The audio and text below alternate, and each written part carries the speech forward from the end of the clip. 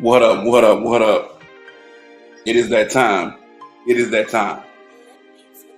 The One Mic Podcast, baby. We in here. Let's go. Put your foes up. Put your foes up. Put your foes up. You already know. We in here. Here we go. Here we go. You already know what it is. You're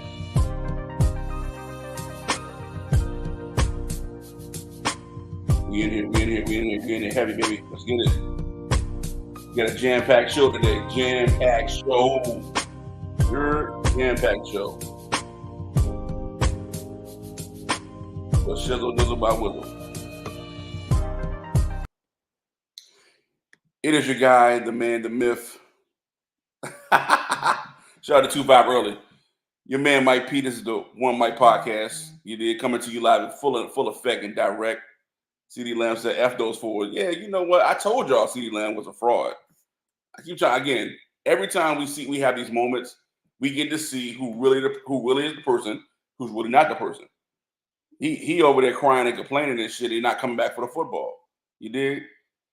The 2-5 got me already fired up. See, we're not even gonna start there right now. We're not even starting there. We're not giving him no type of shine yet. We're gonna start off with the week 5 vibes, NFL vibes, you dig, in general. We're gonna start off with the first game that happened at 9 o'clock in the morning. You dig? I went out and got my baby some Bojangles biscuits. You did some bowl rounds, watching them with some water. We was up early watching the football. That was the Vikings and the Jets. Vikings pulled it out 23-17. Aaron Rodgers was 29 of 54 for 244 yards, 2 touchdowns, 3 interceptions, including a pick 6. Breece Hall, again, 9 carries, 23 yards, no touchdowns. Braylon Allen, they just how many times they gonna tell us how old Braylon Allen is? Every damn game. Braylon Allen, he's 20 years old, bro. Who gives a shit?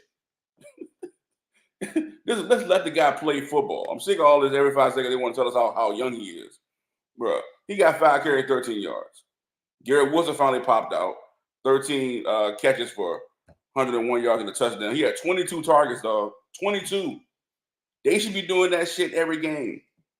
But for real, we're going to really sit up here and act like Aaron Rodgers ain't washed. You did. Like, his decision-making is disgusting. You did. Sam Darnold, 14-31, 179 yards and an interception. He played decent. Didn't think he played his best football. His feet wasn't set a lot. Robert Saleh's defense did their job. They kept him off balance. They didn't let him sit back there like other teams have been and let him just throw the ball over the yard. Justin Jefferson, 6 catches, 92 yards. Addison, 3 catches, 36 yards. None of them had touchdowns, you did. So CJ Ham got the only touchdown for them, you know what I'm saying? Aaron Jones got hurt again, 7 carries for 29 yards. So it's like, yo, Aaron Rodgers is playing bad football, man. Like, if you watch him play, he's literally just, it's literally if it's not a slant or if it's not a go route, he's not throwing it. You know what I'm saying? Like, he's playing really bad football. I just think he's older. I don't think he can move like he used to. He can't get out the pocket. He can't get out the back door. He still can throw the football effectively, but he doesn't have that oomph. He's starting to look like Peyton Manning. Peyton looked old after a while. Aaron's starting to look old. That's what I'm here for too. Shout out my boy 2-5. You're one half of Sports Reporter's Order. Check them out too as well on YouTube and where you get your podcast from, and also on Facebook. You dig? Really, really great podcast. One of my favorite for sure. Other than myself, they really giving it up. So go check them out for shizzle. Yeah, but Aaron Rodgers just looked bad to me, man. Like, to me, it was a defensive game. The kickers did their thing. The Vikings, they got a good kicker too. Like, he ain't missing from 50, knocking it down. You dig? So all I can say is, the Jets, they got a good defense. They need to give Breece Hall the ball. Run the football, man. They're passing too. You heard me say he had 22 targets. They're passing the ball way too much. Aaron threw the ball 54 times. He's too old, bro. That's not a recipe for success. Again, I'm not an Aaron Rodgers fan. I do think he's at one point in time he was a prolific passer. But I think the recipe for them is to run the football, play good defense, and have Aaron make those. He can still make the timely throws, But all this throwing the ball 54 times across the yard is stupid. And it's going to lead them to him to get hurt. He's not going to make it for a full season. He got hit and was about to go in the tent. Come to find out they had like a safety or something. He comes back out and his knee is better, and out of nowhere he's feeling fine. He drives down the field and they score. Like, so it is what it is. The Vikings, they go into the bye week 5-0. They've proven they can win all type of ways. This is the first time they had to win on defense. Again, I still think Sam Darnold is the MVP. I think he's played the best football thus far. I think Jaden Daniels has moved himself into the MVP race. I think a Baker Mayfield has moved himself into the MVP race. I think a Brock Purdy has moved himself into the MVP race. You did? So it's going to be interesting. A lot of good quarterback play. I think Dak Prescott has showed himself to be worthy. He may not be at the top. I'm not going to be, be biased. I'm going to be real, but he's proven himself to be there too. So, but yeah, I think Sam is still the front runner. Next game we're going to break down the Ravens and the Bengals. Probably the best game to me, other than the game last night. Finally, we had a sighting of Mark Andrews. The Ravens won in overtime, like 41-38. Lamar Jackson, 26 42, 348 yards, 4 touchdowns, no interceptions. He was sacked once. Derrick Henry, 15 carries, 92 yards, and a touchdown. He had a long of a 51-yarder. That was overtime that really, really sealed the deal for them to go and take the victory over the Bengals. Zay Flowers, 7 catches, 111 yards, no tubs. What did he have? 12 targets. Rashard Bateman's having a sneaky good season. I want to go ahead and highlight that. 4 catches, 48 yards, and a touchdown. 8 targets. Like I said, Mark Andrews, 4 catches, 4 catches and 55 yards, 5 targets. I don't know why they're having such a hard time getting into football. Joe Burrow played well. You got to give him his credit. Other than that, untimely interception, which it was stupid because you should have been running the football. They got greedy, run the ball, give it to Chase Brown. He's proven to run the football effectively. Zach Moss did get hurt in that game, but Joe Burrow was 30 of 39, 392 yards, 5 touchdowns, and 1 interception. That 1 interception definitely cost them towards the end of the game. Jamar Chase, 10 catches, 193 yards, 2 tubs. T. Higgins is back. 9 catches, 83 yards, and 2 touchdowns as well. That offense looks different. It already looks great with Jamar Chase. He's already a bona fide star. Probably him and JJ are 1A and 1B in my opinion. As far as top receivers in the NFL, consistently.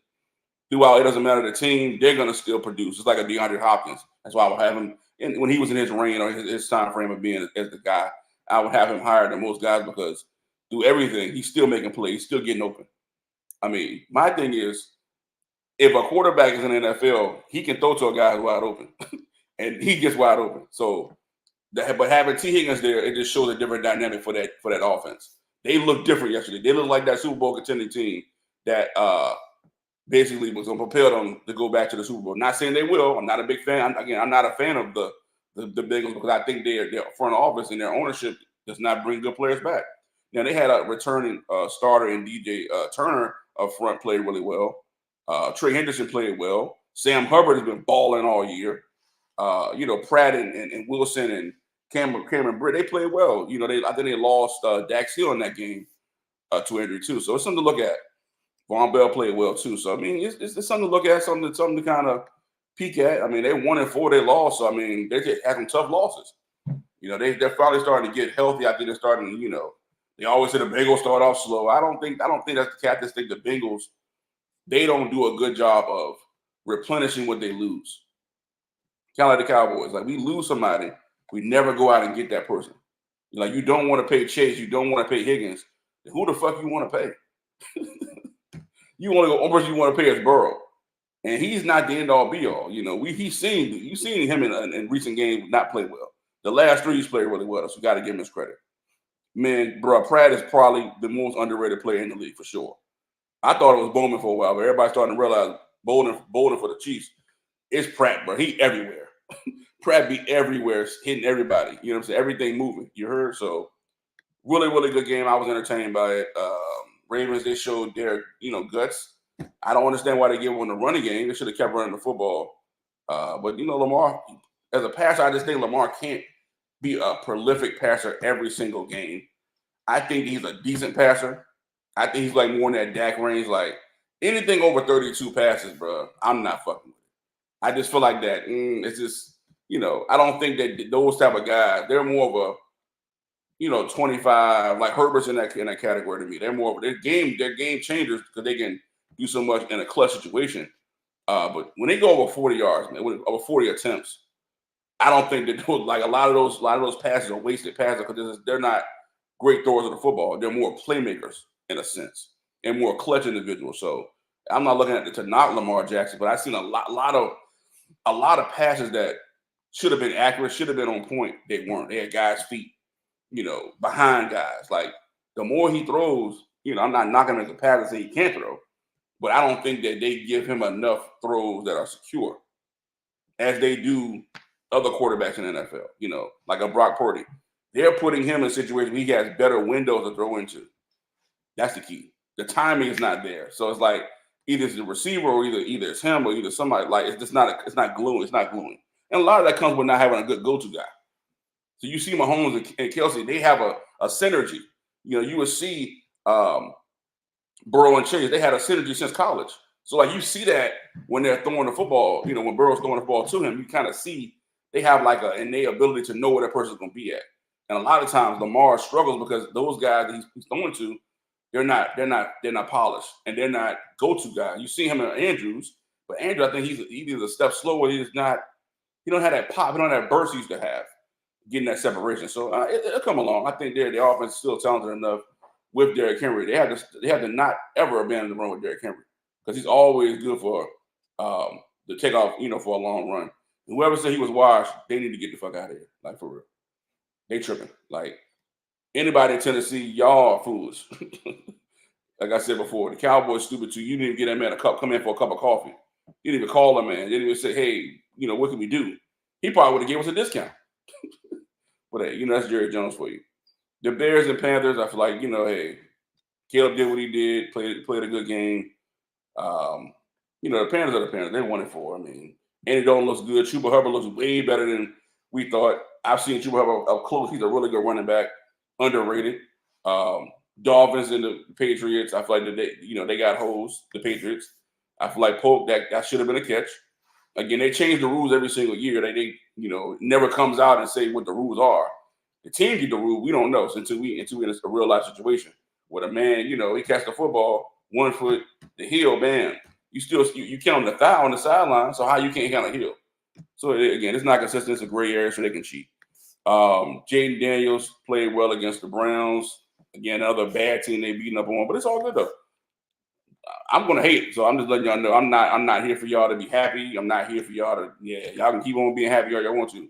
I'm here to hate, good rivalry hate. Y'all don't care for us, we don't care for y'all. So we'll see y'all when we see y'all. Y'all rooting against us last night. We felt the energy. But Foe, you know what happened with Foe on the field? Come on, man, put your foes up. You already know what time it is, baby. We in here. Let's see. Let's break down the Texans and the Bills. This is what's so-called the the Stephon Diggs revenge game. I mean, it's like, come on, fam. It's not really going down as you would probably would thought. Josh Allen, 9 for 30, 131 yards, and 1 touchdown. Again, I told you, y'all was drinking that Josh Allen Kool-Aid. And look what happens. Just that quick. Fell off a fucking cliff. James Cook got the ball 20 times. Should have been like 25 times. 82 yards and a touchdown. The Texans, they are victorious, 23-20.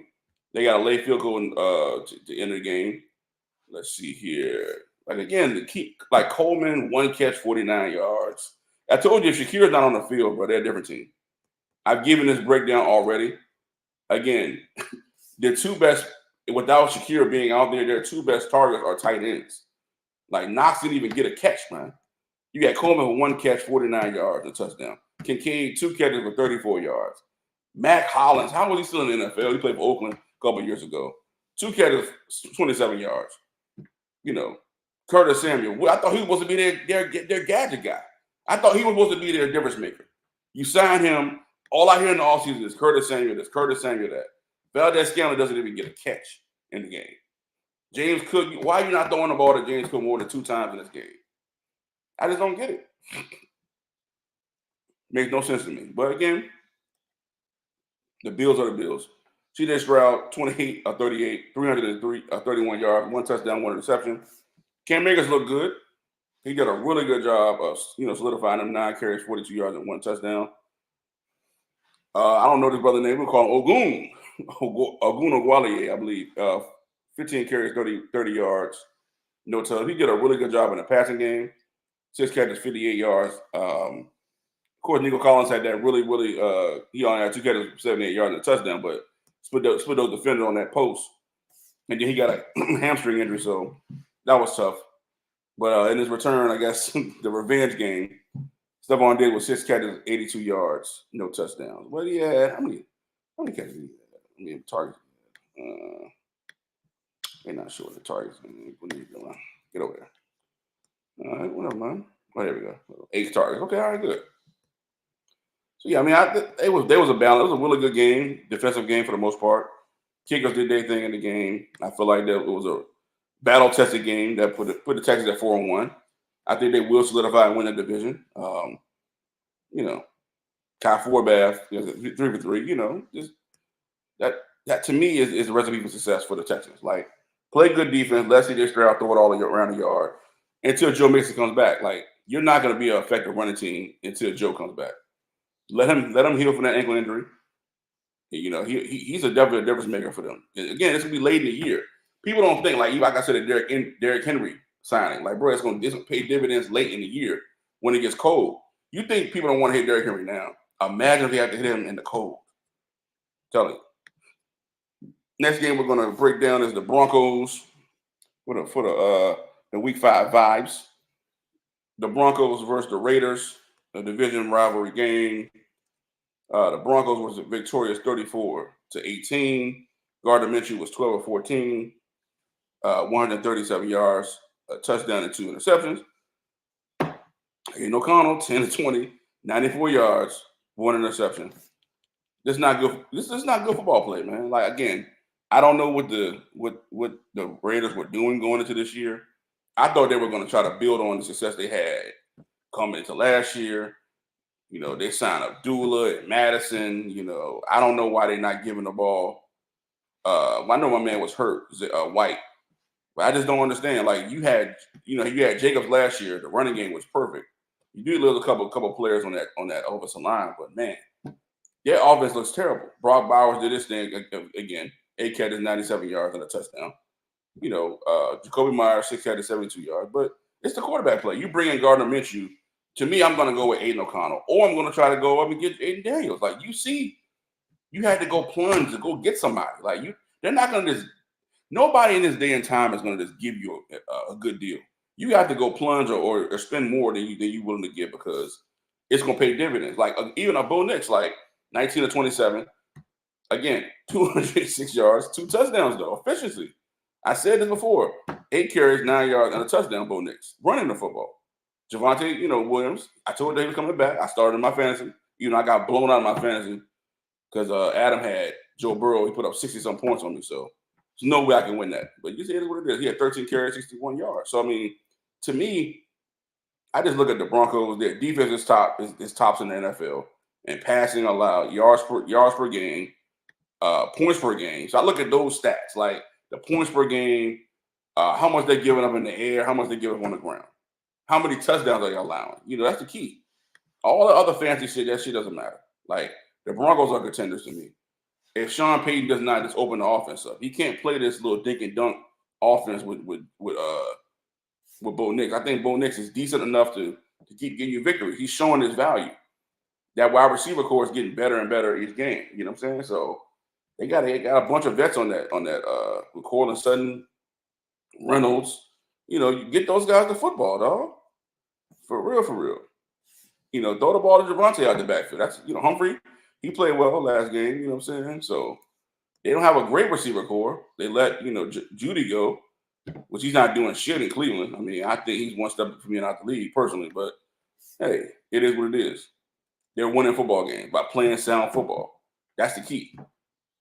No turnovers. That's another thing. You got a young quarterback, no turnovers. Next game we're going to break down the Cardinals and 49ers. 49ers lost another tough game, dog. Another tough at the end loss. I can't believe it. Carlos pulled it off 24-23. Kyler Murray was 19-30, 195 yards, 1 touchdown, 1 interception. James Conner, my man, 19 carries for 86 yards, no touchdowns. Kyler Murray, 7 carries for 83 yards and a touchdown. Hell, he had a long 50-yard, just broke that shit off the read option. Crazy. They wouldn't do too much in the passing game too much. McBride came back from concussion, 6 catches, 53 yards, played really well, had 9 targets. Mike Wilson, 5 catches, 78 yards, 6 targets. They got to get Greg Dortch the ball more too. Not saying that because he's from Richmond, because again, I don't just support people from Richmond because they're from Richmond. I love it. You're right. Bo ain't taking Sean shit. Shout out to 2 Vibe in the comments. Yeah, man. I feel like they had a little dust up on the sideline. I think that's what they need. They have to have a healthy relationship, a healthy feedback of going back and forth with each other, because that's going to spark the team to me. It's just showing the competitive nature. I love it. As long as it doesn't spill over to, the media and all that goofy shit. But yeah, man, you saying some dumb shit to me, and I'm out here playing really good football. We don't know what it was over, but hey, it is what it is. You're not going to talk to me any type of way. These coaches, these old school coaches, they can talk to anybody any type of way. And that's not it. We're not having that shit. Brock Purdy was 19-35, 20. See it again. That's out of balance. 35 passing for Brock Purdy, too much. 244 yards, touchdown, and 2 interceptions. Very uncharacteristic of him. They should have gave the ball to Jordan Mason more. They had a block punt and everything. 14 carries is not enough carries. Jordan Mason should be getting the ball at least 20 times a game, 89 yards, a 34-yard. You know what I'm saying? Bro, they intentionally just not running this guy. I don't understand it. Brandon Ayuk finally came back to life. 8 catches for 147 yards, 12 targets. George Kittle, 8 catches for 64 yards and a touchdown. Had a really good game. Juwan Jennings got hurt. Debo didn't really do much. 1 catch, 11 yards. He had a couple carries, 3 carries for 9 yards. I don't know. I have no clue. I don't know. I didn't watch the entirety of that game. I watched a lot of it, but I'm like, man, they just didn't look. They didn't have a spark. A lot. I thought they're not relying on a running game enough. Jordan Mason is the truth. Run the football. Don't change the script up. That's just stupid. Packers and Rams. Rams are depleted by injuries, man. They just look bad. They 1-4. Packers, they 3-2. Jordan Love came back. Did what he did. Giants in Seattle. It was more of a defensive game for the most part. Seattle, I don't know how they lost to the Giants, but the Giants just kept fighting. They got a block punt towards the end of the game. I'm sorry, not a block punt, block field goal towards the end of the game. But G-Men 3-2. So it is what it is. It'll be competitive, But the game of the night started out very spooky and crazy because of the weather. Man, I don't know. The weather was crazy. The rain, the thunderstorm, it was out this craziness. You dig? So the Cowboys versus the Steelers. Dak Prescott was 29-42, 352 yards, 2 touchdowns, 2 interceptions. He was sacked 2 times and a fumble. You know what I'm saying? Come on, Dakota. That's not it. Rico Dow, again, 20 carries, 87 yards, along with 13. Zeke, 6 carries, 17 yards. That's not enough. I like the fact we incorporated Lipke in there. He did a really good job. Finally, Jalen Tolbert, 7 catches for 87 yards and a touchdown with 10 targets. Ferguson did what he did, 6 catches, 70 yards, as usual. CeeDee Lamb, 5 catches, 62 yards, 9 targets. Kevontae Turpin, finally. I've been screaming this shit. If you've been following the One Mic podcast, I've been screaming for Kevontae Turpin to get more touches. Speed. You've seen the speed on the field. He's a difference maker. Get him involved. Brandon Cooks is a good player. He's not great anymore. You have to incorporate all of these elements. CeeDee Lamb is not a number one. I keep trying to tell y'all this. CeeDee Lamb is not a number 1 receiver. Anytime there's adversity, CeeDee Lamb starts crying and bitching and complaining and moaning and groaning. Dak is giving you an opportunity to make a play. He threw it. You weren't even open. So to me, I wouldn't even throw you the football. Dak Prescott as a rookie or a second-year player wouldn't have threw you the ball if he wasn't wide open. But he's giving you enough rapport to think, okay, it's my guy. I'm going to feed him, try to get him involved. CeeDee Lamb runs terrible routes, man. He rounds his routes off. They're not crisp. He does not make decisive cuts. He is not strong when he's making a move. He is lackluster. He has moments when he does really, really good, and he's not a person who's focused. He lets his emotions get to the best of him. Bro, you got to keep playing. Play through that shit, man.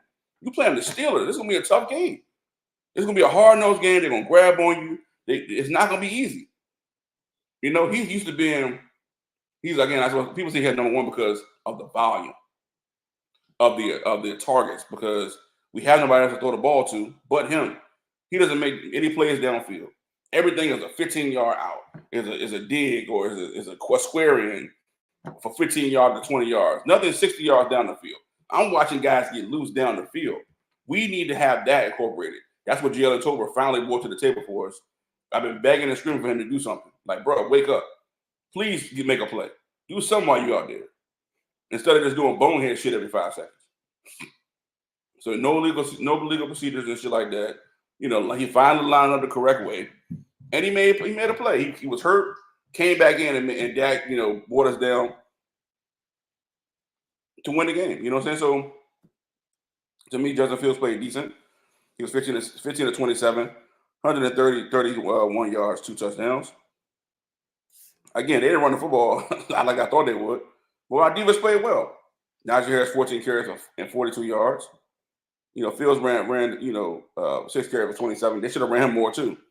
Van Jefferson played well. You know, George Pickens, he let Jordan Lewis put the clamps on him, dog. You heard it? Crazy. But I want to give a special shout out to my defense, man. Eric Kendricks, 10 total tackles. Found the youth. You dig? Overshaw, 8 tackles. Malik Hooker played well in this game. Chauncey Golston played well in this game. Tyrus Wheat played amazing in this game. You did. Those are 2 people I feel like were Carl Lawson played well in this game. Both of them, all 3 of them had half a sack. We lost Marshawn Keelan to a bad knee injury, I think. You know, but again, I've been calling for this because you see the effects of gap responsibility. Tyrus Wheat if you go back and look at that tape, Tyrus Wheat played an amazing game. He's playing the way Michael Parsons should be playing. Gap responsibility. Don't let nobody outside your left side of your shoulder. If you're playing on the right side, playing on the left, don't nobody outside your shoulder. Can't nobody, as a defensive end, cannot nobody get past this part of you. Coaches will drill that shit into our heads until it's a part of my mind. Do not let anybody get out of my outside shoulder. Make everything draw back inside. Go inside. On a read option, inside. I did my job. You did? So you can fake me out, all that. That shit don't even matter. I did my job. People who play football know he's doing his job. Carl Lawson, he did a really good job of pass rushing. Within controlledness. I think that's the thing that Mike has to get better at too.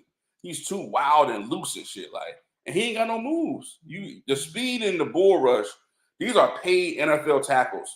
They get used to what you're doing. They just gonna absorb your contact, throw you on the ground, because they're bigger than you. Move Michael back to linebacker. He's not an elite pass rusher. We have to understand.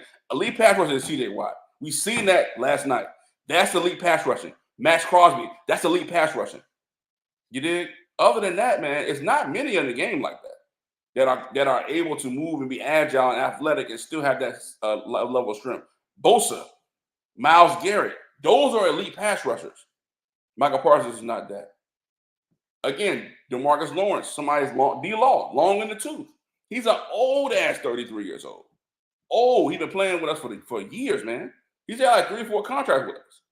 So to me, it's time to move on. You got to get fresh individuals in there who hungry, who want to sack the quarterback. I just beg of you, please go back and watch Tyrus Wheat. Bruh, he saved us, man. A lot of that game. Adil Yazua finally woke up in that game. So to me, Carlos Watkins played well too. As we played together as a defense collectively. What I seen last night is what I seen in the preseason. Because everybody was around the football. Everybody was in the same place they should have been. That's all you ask for in the defense. Be where you need to be assigned to. Be where you need to be at so we can stop this team from running the ball against us. So yeah, Cowboys, pulled it out. It wasn't pretty, but shit, we'll take an ugly loss. Again, the Warrior, big foe. If we got foe on the field, I feel like, bro, we can beat anybody at any time. I firmly believe that. You did? Firmly believe it. I refuse to uh acquiesce to people's chatter. Oh, he threw interceptions. Bro, interceptions are part of the football. Mahomes threw interception. He's thrown an interception every game this year. Do you still think he's a bad quarterback? No. If Dak did that, oh, he's the worst quarterback of all time. Shit. Jalen Hurts throws interceptions all the time. Fumbles all the time. So I don't want to hear that shit, bro. Jaden Daniels threw an interception yesterday. Y'all still acting like he the best, the savior of the league. And they ain't played nobody. They beat up on bad teams, man. The same thing y'all say the Cowboys do. They beating up on Cleveland. Cincinnati's 1-4, bro. Y'all hyped up about these teams that got big names or had big expectations. They're not doing anything. They beat up on the Giants. Who we beat up on? Like, bro, wait till we see y'all, bro. Wait till we see y'all. Y'all talking all this shit. Y'all not, bro. Yo, all that shit with Jaden Daniels running that shit, we shutting all that shit down, bro. We gonna make him prove he's a passer. Scary Terry, we already seen Diggs put him in the clink. Just lock his ass the fuck up every time we play him. He don't do nothing worse, Diggs. It's about matchups. It's about team. We know Dan Quinn's system. Oh yeah, so with all that shit y'all doing, we gonna find out. We gonna find out. We gonna find out, Jack. So we can do all this talking and yip yapping all you want to. I might pop outside for that shit. Y'all talking way too crazy. Yeah, for real, for real. But let me see. The bet of the day, man. The next segment we're gonna move forward to. That was the week 5 vibes, man. Loaded NFL vibes. It was an amazing week of NFL football. The last game is tonight. Chiefs. Who the Chiefs play? Give me the line. Hold on. Who the Chiefs got tonight? Oh, the Chiefs got the Saints tonight. And as the Saints go marching in. Well, we got the bet of the day. Our next segment, bet of the day. I'm 4-1, baby. I told y'all, listen to the picks, man. Listen to the picks, bro. Like, bro, I'm giving you solid information here. I don't really miss on a whole lot of shit. I don't really miss on a lot. You did. But the picks for the night, man. Let's see here. I put a play in already. Let me go off my other play I put in. Yeah, we're gonna do that. Kyle Pitts went over his yardage. Everybody was, people I talked to was like, "You going Kyle Pitts?" I'm like, "Yeah, he was due." I go with guys who are due. You did. You go from again, Mark Andrews. I knew he was gonna turn up. I started him in my fantasy. He didn't do great. He didn't score a touchdown, but he played better than he'd been playing. That's what the bet of the day is gonna be about. It's gonna be about picks that you can pick that are gonna put you in a different category. So if you're on FanDuel, Prize Picks, BetMG and all these other Jones, come on, man, this is gonna take forever. Shoot. You're gonna be in a situation where you be able to make these plays. Try to log into my daggone account, but this giant is stupid. Let's see. Hold on. You know what? I got a joint I wrote down already. So let me see if it's in here. Let me see if it's in here. I think it's Shaheed. That's what we're going with. We're going with Shaheed over. I think it's like his line is at like 30-something receiving yards, 34 something right there receiving yards. Oh yeah, for sure. Yes, I'm talking shit too, Vibe. I'm always talking shit. But y'all be talking shit like y'all won the Super Bowl already. Not saying you. I'm just saying people that, if you look at my timeline, it's a lot of new, you know what? It's a lot of new Redskin fans too popping up with your hats on and shit. I'm like, where y'all been at? We ain't seen y'all in like 7 years. You're got your little Redskin hat on and shit. That shit look old as hell. Nigga, go get the updated shit. Shout out my nigga Tone. You don't want to really hold it down. You're for real, for real. Everybody else escaped it and ran away.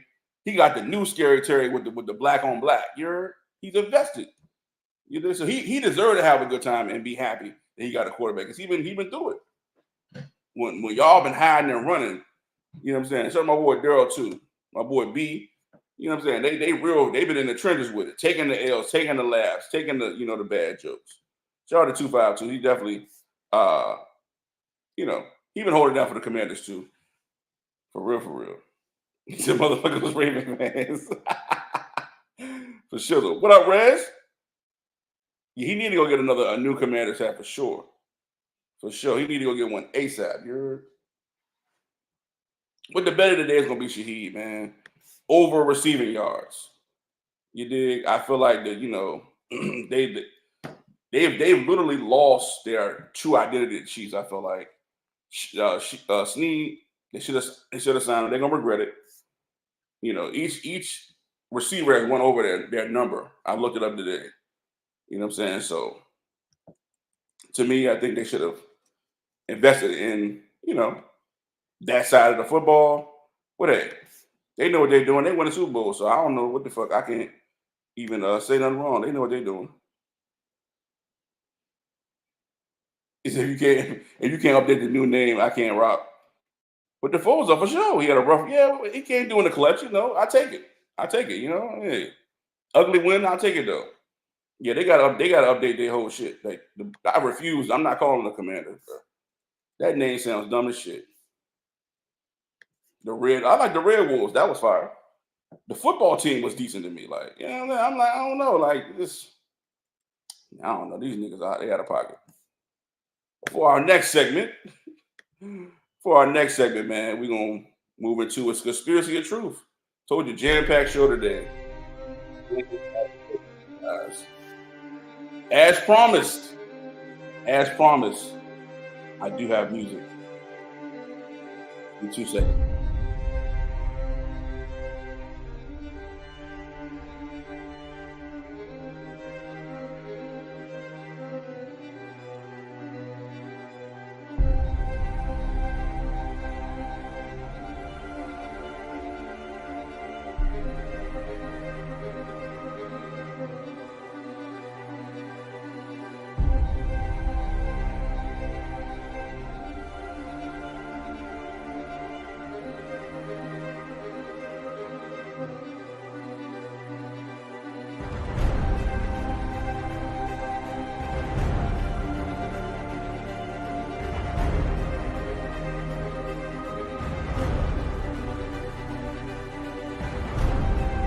And we're back, baby, and we're back. We back here.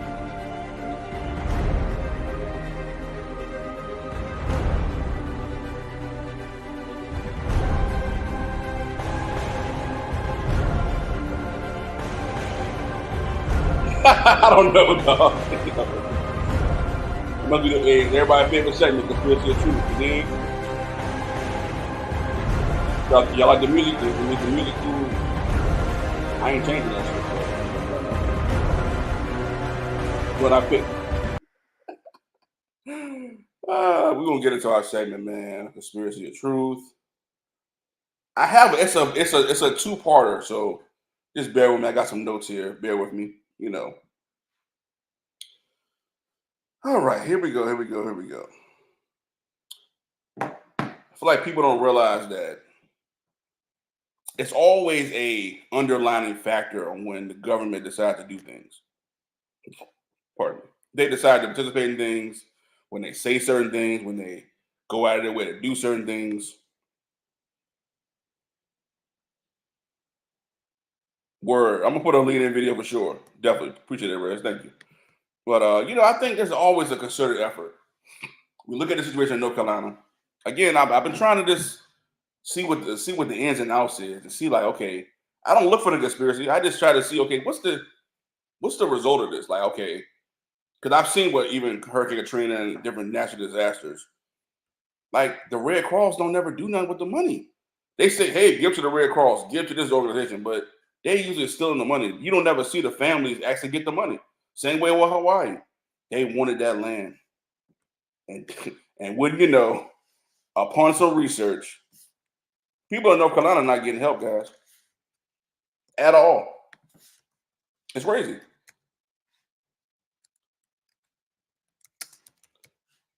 It's ridiculous. Like you're in a situation where, hold on, quick, give me a second, guys. Hold on.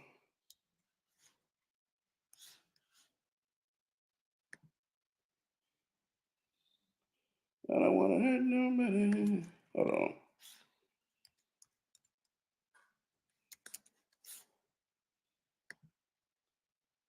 All right, here we go. Yeah, so you're in a situation where, as a person that's living your life, you want to be a part of the American dream, they say, You get you a home, you get you an area, because most people that live in the country, they want to be outside of society's norms, the hustle and bustle, the taxes, and all of the fancy cars, and they don't want to be in that type of world. I got family. Most of my family lives like this. They live below their means. They got money. They don't, I said they don't have money. They don't like nice things, but they're not caught up in name brands. They're not caught up in jewelry. They decide to put their money in land and building and trucks and things that gonna make them money. Horses and chickens. They have their own garden. They can feed them. They do for sale. They can feed themselves. They're not looking to be a part of society's norms because they've realized over time through information that we've had, society, they change in a second. People in North Carolina, most people don't know that Ashford area. Let me make sure I get the correct. Let me get the correct area. I had it already in my notes, but yeah, I think that's right. It's called Ashleyville, North Carolina. About 3 hours away from here. It's an area that got hit primarily in the storms. Now they tell these people, storm happens. For one, they've been trying to buy the land from the people for the longest. We don't know why though. It's like they're never gonna tell you why they're trying to buy the land from you. They come in into this lowball you and say, hey, we were interested in, you can sell us your land. That's how they come in. Hey, people call my phone every day. It's something in that area for a fact they want. Market area, they can look at the market, the type of house or whatever, or the style. They want it. They want that land. They've been asking people in that area, in that Ashford area of North Carolina, Asheville, North Carolina. We want that land, So they ask people for the land. They're like, nah. A storm happens. Okay, storm happens. Usually FEMA is there to assist people, the government. They have agencies that are giving money to help people in natural disasters. You guessed it. Most people in that area are not getting the money. They're not giving the services. Truck drivers who are driving trucks in that area have said out loud that there's no type of coming and going. They say they look for in times like this for areas to be filled with water, supplies, different machinery to soak up the water, the different parts you're going to need that have you replaced throughout the time frame when the water is being absorbed and soaked into the land. There are no trucks going in and out of that area. There's nobody sending supply. People that are looking out people are people who just being good Samaritans, good Americans, good humans who want to help out people who are in a natural disaster. Here's the kicker. They also had 2 days ago a town meeting where the people in that town said, they were going to have to take this land from you guys. Even though people come back to their home and their home is still standing, you know what they called it and named it? Eminent domain. You guessed it. The same old tricks they've been using for years. Eminent domain is when, shout out to Ray, he knows about this. Eminent domain refers to the powers of government to take a private property and convert it into public use. Referring to this taking as the Fifth Amendment provides the government may only exercise their power if they provided a compensation of the property's owners. So since you don't want to take the money I'm going to give you, I'm going to say this eminent domain with the Fifth Amendment and come and take the land. And who knows if they even give them anything at this point? Probably what they're going to give them is way below the market value or what the property is actually worth. But then we do a little more digging. We find out there's lithium in that area. Aha! So that's what these people are looking for.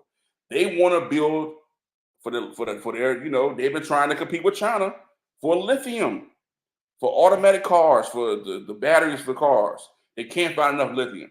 They've been sourcing out in the Congo and different areas in Africa to keep getting this lithium for these batteries, for these cars, because that's their golden plan, to have everybody using the same cars, to have everybody in like 2040 something, have everybody, like, you notice they don't make sedans anymore.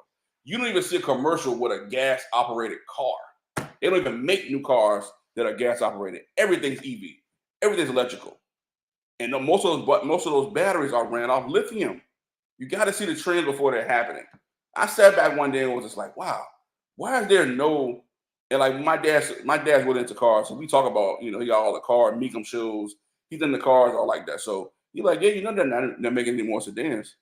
Either everything it'll be SUV, or it's gonna be a truck.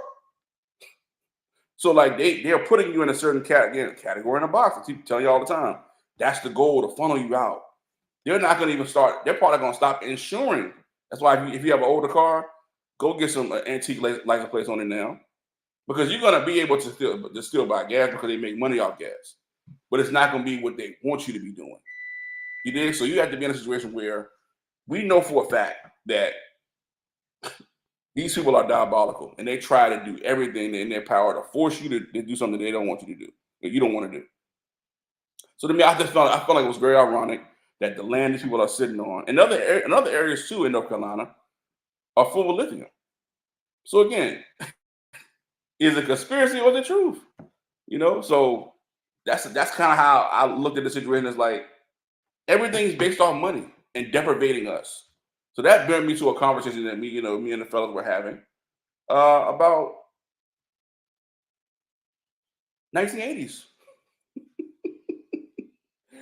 The 1980s, where is where you go from the 40s to the 50s to the 60s to the 70s. Civil rights movement is over. Malcolm and Martin were killed simultaneously in 68, 69. Black Panther Party forms in the 70s, dismantled by informants. Fred Hammond was killed. Medgar Evers. They were, Bobby Seale. They were all put in jail for the most part.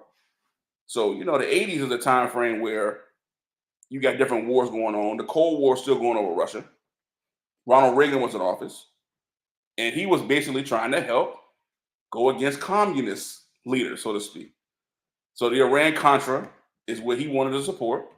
So the government told him, we're not going to have you supporting and giving them people money because we don't agree with what the stance is. Okay, let them fight their own war. But no, Ronald Reagan says, hey, I'm going to give them enough money, goes behind the government's back and said, no, we're going to fund them anyway. You did? The Contras mostly were funding their shit through cocaine. So, it was in Congress, they had a law called the Bolin Amendment, which aimed to keep money from America going into these groups' hands. Because these groups are just one-off, these vigilante groups who are just trying to fight for their own freedom or something like that. You got to hold your own nuts.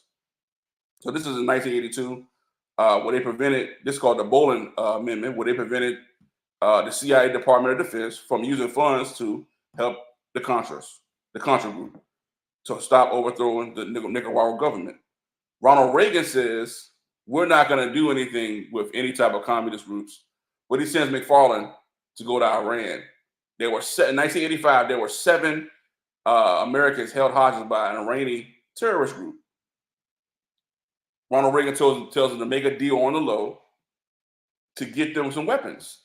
So those weapons supposed to go to Iran. Will be $30 million in money and resources going to Iran for weapons to free these 7 Americans. He said on TV, I don't negotiate with terrorists. It's not happening. The $30 million, Congress approves it. The $30 million was approved and allocated for the CIA to give that money to Iran for weapons, so they can fight or whatever. Most of the time, when you're going into war, they use the weapons we gave them. The tanks, the shit they got, we paid. They paid it for us to have that. You did.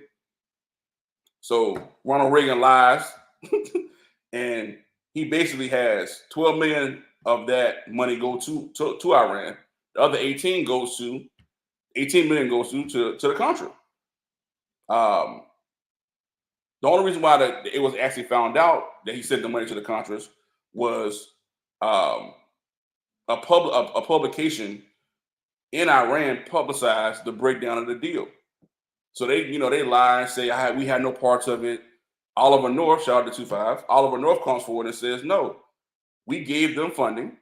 We were, Ronald Reagan knew that he was a commander. He sent us there to go do it. So Oliver North, steps up and says the right thing. They gave the funds to the Contra. John Tower is the leading investigator on that case in 1987. Ronald Reagan was never charged for the crime. Basically, he just was funneling money, and that's like embezzlement. That's racketeering. They say they try to get our people on today. Like you're giving money to people that it's not accounted for. So you got Ronald Reagan was never charged. McFarlane was charged. Oliver North was charged. 4 CIA agents were charged 5 government contract officials were charged. They all were found guilty. So to me, this is where it starts with when it comes to our community and people. Like they intentionally put crack cocaine by using people like Ricky Ross. That's the second piece of it. They use the deprivation that they created through a NAFTA. Like NAFTA is a company that outsources goods and services and jobs that hurts the middle class. So when you have a middle class that doesn't have jobs, you don't have a secure workforce because the labor unions within that workforce have been abusing and not hiring black folks. That's when you have crack cocaine, 80s. So all these things tie together through the government doing their isolated deals outside of the American people. The American people had to take back the country because these people are like when Trump said that, I really believe it. Not saying in his same rhetoric and what he's trying to say, because he's saying bullshit and lies. That's a dog whistle to us to say, yes, we as the American people, us together had to take back the country. Not a certain sector of the country take back the country against us. That's what he's trying to say to his base. Take back the country because there's too many black people getting money. So no, we have to make sure we as a collective are on. If we say we're a country, we say we're people of the people. We say we are democracy, and we make the rules and we do these things. We have to really, really say those things. The reason why people got the things they got in the 70s, OSHA was created basically it started by the Taft Act in 1947. OSHA was created in 1968 because 70 miners got blew up in West Virginia. So then you come back right after that with the Occupational Health Act, which is OSHA. So the conditions and stuff that people were going through in the 70s were horrendous, like work conditions. People dying on the jobs, asbestos, like inhalation. They were just, they were realizing over time, like, man, work on this coal mine, like, bro, I can't even breathe. Like, they know for a fact you working this job up until this point to die. So it gets to a certain point where you got to realize, okay, I don't want to die doing this job. I'm not gonna be able to, get old or retire. I'm gonna do the job and I'm gonna pass away. No, we can't do that. So they had labor strikes. They had, labor unions where they would strike against those companies to get better wages, to get better fair conditions, because basically these companies didn't give a damn. They were just having people work in these crazy environments, knowing they was gonna get them sick, saying they were Philip Morris. That's why they had to pay all that money out because they knew they know for a fact. Same with the military. They are guaranteeing that you're never going to get the retirement money. They can almost guarantee to a point where you are going to have mental health issues. You're going to start dealing and doing things that's outside of your character because they know the chemicals and stuff you was inhaling and going through the time frame when you work on that job. That's what they're counting on, that you can never get to the point where you enjoy yourself. Same with these artists. They make sure that you don't have no masters when it don't come back in 30 years, that you don't get this opportunity to pass down to your children. It's a diabolical scheme that you have to wake up and open your mind to. Again, Gil Scott-Heron said revolution starts in the mind first. You got to understand this is a bigger plot and plan against us. It's not just, it's a natural disaster that happened. Oh man, crack cocaine. No. These things are going in line with each other. It's our job to stop it. A lot of people have gotten hip. They've understood, okay. See, people went out there and they protested. But look how many people they protested. They knew they was going to get a deal done, but they wanted to make sure that you brought all that stuff up. And I'm gonna bring awareness too. Paper towels and pardon me, toilet paper you can buy here. It's sourced to America. It's not outside of the American, place. We're not sourcing that here. You can make that here, so you don't have to go out and buy a bunch of it. It's never going to run out for the most part. Not saying never, but the likelihood of that running out first is unlikely. So next time, y'all, when they try to use these scare tactics to scare you and go out and buy all the food and go out and they just used you.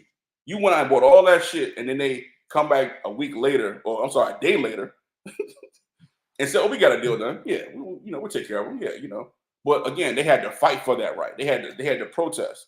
They had to strike. That's what people do when they have to get things done. So when people say don't strike and play the game and all that, that's bullshit. You're gonna be, man. It's people that work a job for 50 years. To do it on the internet, he worked at 7-Eleven 50 years, bro. 50 years at 7-Eleven. When he got an email from the actual CEO that says, "Thank you for being for 50 years." They didn't get that nigga a piece of pie. They didn't give him no stocks in the company, nothing. You have to value you when you want these jobs. You did. You have to realize, is this job going to edify me? Is this job going to help my family? I pose a question. Please, if you're in the comments, please answer this question for me. As a black man in America, 18 years old, who's not going to college, because college is a scam to me. What's a good job to have? If you're not going to college to be a lawyer, to be some type of in a specific doctor, if you're going to college and say, I'm going to go in business administration, what does that mean?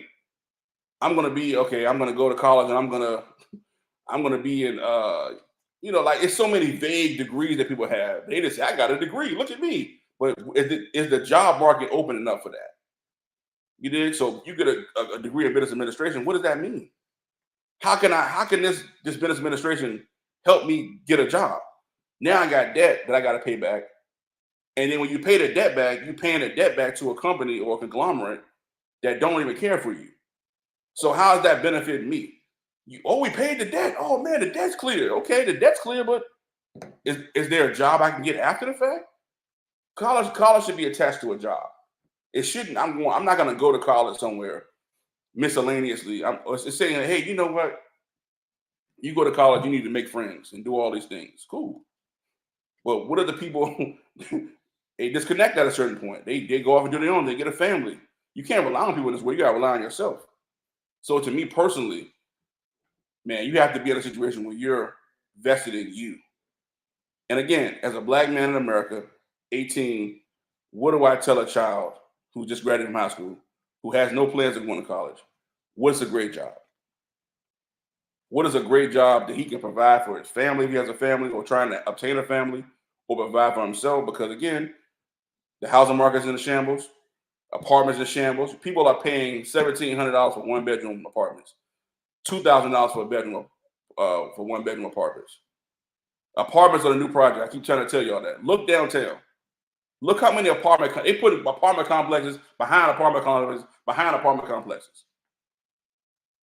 They're making sure that they're gonna funnel you in those places, and then they might get you in for a good rate, but you know what they're gonna keep doing? Jacking the prices up, because they can't make them not jack the prices up, because everything else is being jacked up. That's not done by an accident. Just read a statistic today about homelessness. Is at an all-time high. Again, these things are what I pay attention to. Homelessness. Now, people don't understand that, man. People try to look down on the homeless, and I used to work in a homeless shelter. Like, people look down on people that, how's he homeless? And what happened to him? How did he get to that point? Did he not do well in school? Did he not do well? No. A lot of times it's economics. Economics, man. Why people are homeless. Homeless is at an all-time high. Look around the city of Richmond that people are in.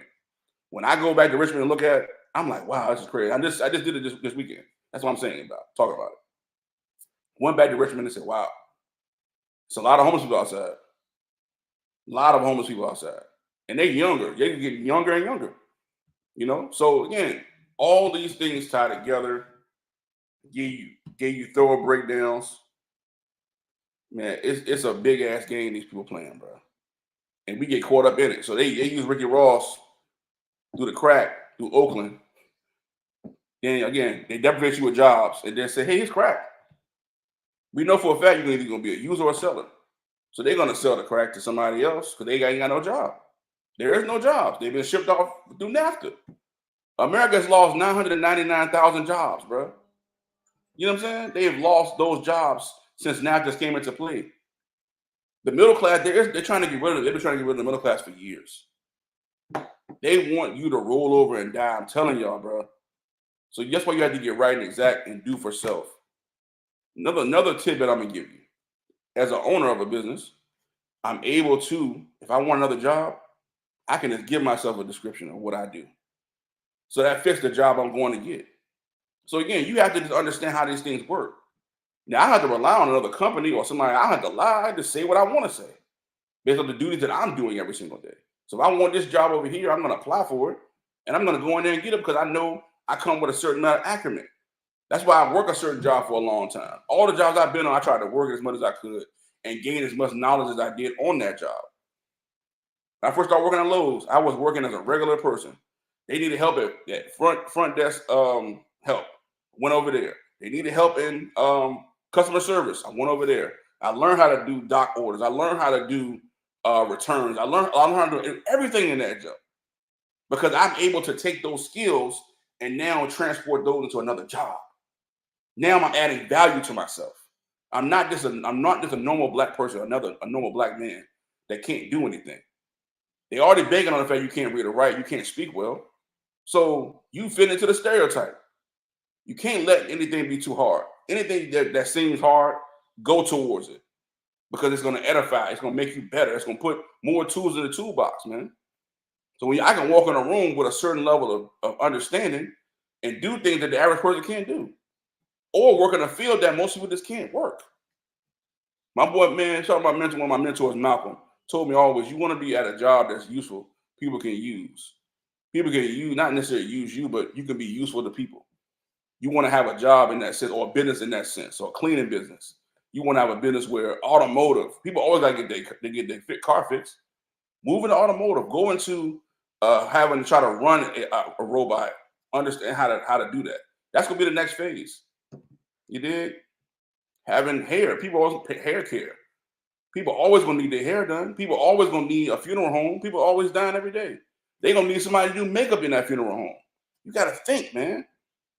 You can't just roll over and die, or you can't just start hurting people because you hurting. No, we can't do that. We can't continue to do that. We gotta stop giving people credit who hurt people every single day. I'm not even getting specifics. I'm saying people who are intentionally saying, you know what, it's dog eat dog.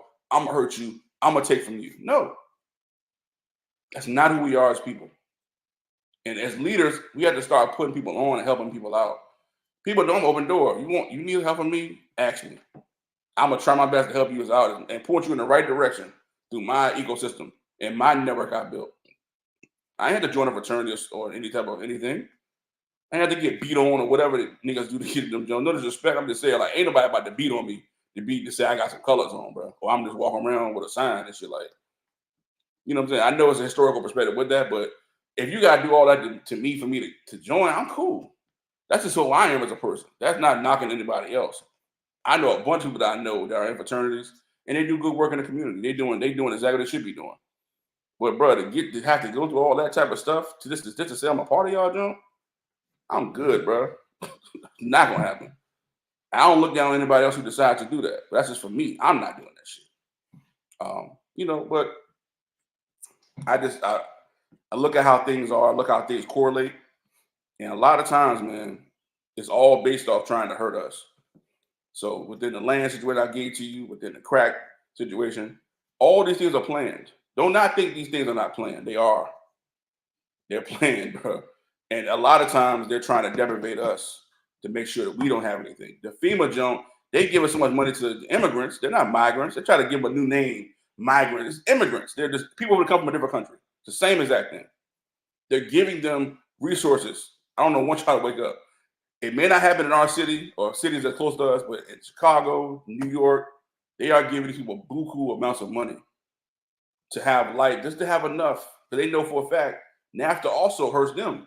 So they can ship off jobs to NAFTA through NAFTA with basically and pay people in Mexico 100 to do a same job I was doing here for $14 an hour. They paid them $1.80 to do. That's the bull job. So now we don't have a job here. That's a good paying job that would help us in the 70s, in the 80s, because you are a person that in the 80s and 70s who had a corporate little decent job. You could afford to have a house, a car, and take care of 2 kids. Now, bro, it's tough, man. People are hurting out here. They probably won't tell you, but they hurting, bro. They can't afford to miss 2 days of work. They can't afford to miss a month of money. They'll be in the street. You heard? So you got to save your money too, man. Please save your money. For real, for real. But I ain't gonna talk your head off, man. It's been another episode of, man. Praise the Lord. It's been another episode. one mic podcast. Subscribe, like, comment. And I feel like we have a real conversation, bro. What's a great job out here? For a young black man in America, what's a great job for me to go get? I don't know one that's going to provide me. There are no more pensions. There's no more security. Social Security is in shitsville. There is no guarantee at the end of the tunnel. So what's a career job? That's a good job that I can really make some shit shake with in this world. Y'all got the answers? Let me know. I'm curious to know. But I feel like there is none. That's why I brought it up. There is none. You got to move and shake and bake. The nursing field is another field you get. Brothers I start getting into. Custodial work, bro. You can't be too good, man. You name your own project custodial workers. Who want to clean up? Nobody want to clean up these days. Yeah, everybody think they're too good to clean up. So yeah, figure it out, man. They working against every single day. Every single day.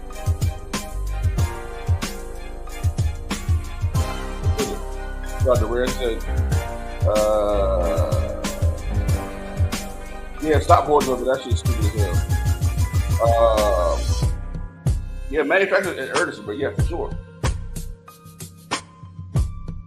Yes. Definitely. What's the college offer that major? I'll tell you.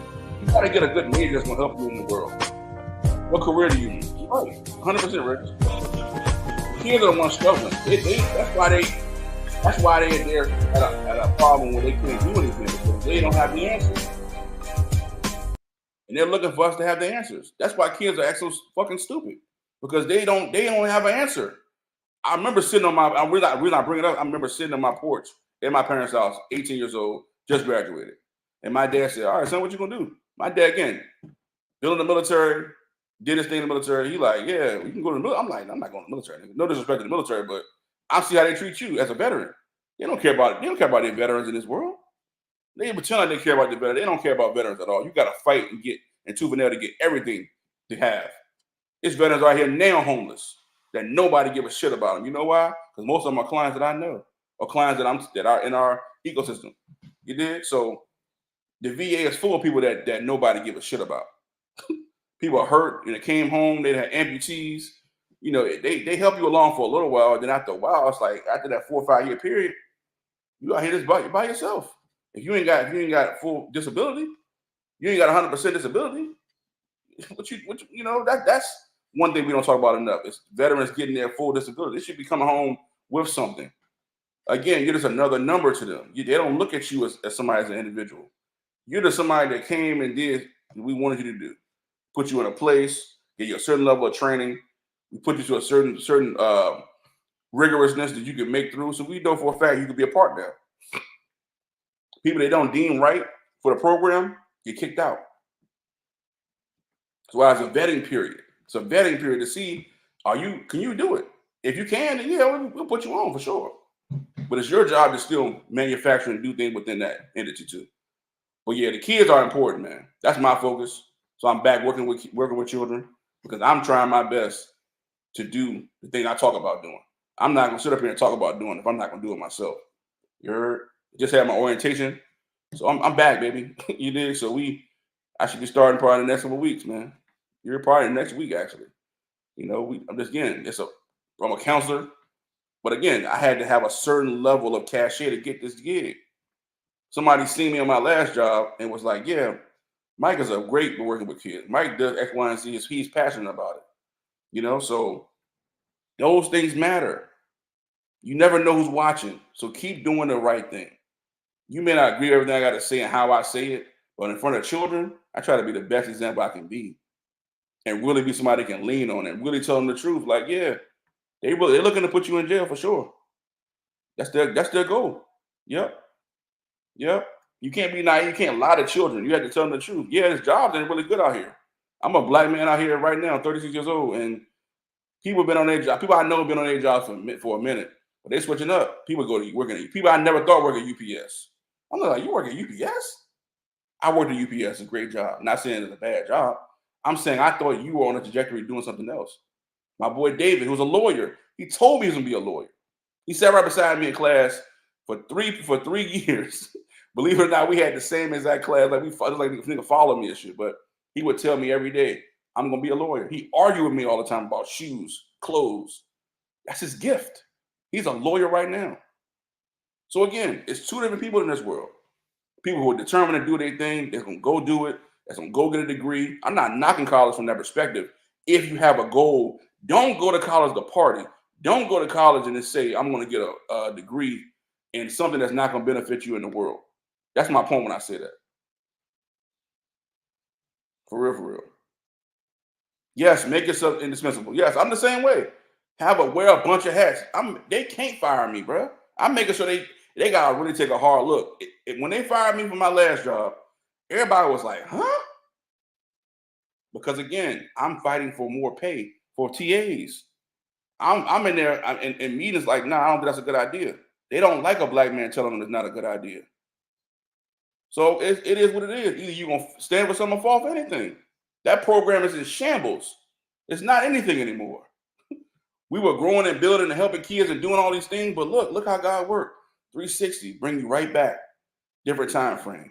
I'm more mature now. I'm more laid back. I'm more relaxed. My outside lifestyle is not as wild as it used to be. I have a family now. I have a child of my own now. I'm able to see things from a different perspective. I'm even part of being even more patient than I was before. So that's how God works, man. You just got to keep doing what you're doing. You heard? But that's it. I ain't gonna talk your head out no more, y'all. I love y'all. Let's speak again. You dig? One Mic Podcast. Like, follow, subscribe. Follow me on YouTube right now. One Mic Podcast. Show some love. If you read, if you survive. Got a couple in the game. Lethal. In the road. 80. Radical Jack. Who else I forget? That's it. Yeah. All y'all, bro. Love y'all. Good talk. Plus, you already know.